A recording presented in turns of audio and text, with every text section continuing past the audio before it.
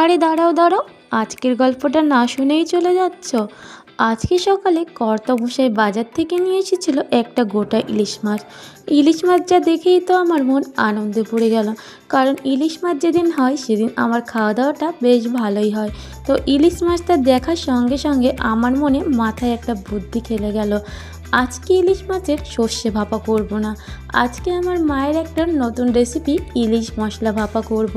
তোমরা হয়তো বা এটাকে অনেকে তেল ইলিশ বলেও জেনে থাকতে পারো। এই রান্নার জন্য প্রয়োজন হয় না খুব বেশি মশলার, তাই এই রান্নাটা যেমন টেস্টি হয় তেমন হেলদিও হয়ে থাকে। যারা নতুন নতুন রান্না শিখছো তারাও এই রান্নাটা ট্রাই করতে পারো। তো তার জন্য প্রথমে ইলিশ মাছগুলোকে ভালো করে ধুয়ে নিতে হবে, তারপর পিস পিস করে কেটে নিতে হবে।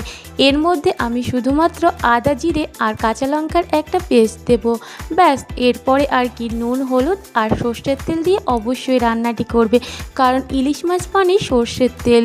তো তারপর এটাকে এবার ভালো করে মিশিয়ে নিতে হবে।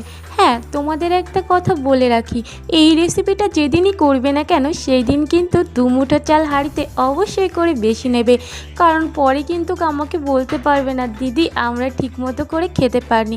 দেখো আমার তেল ইলিশ কিন্তু রেডি হয়ে গেছে, এবার আমি এটাকে গরম গরম ভাতের সঙ্গে সার্ভ করব।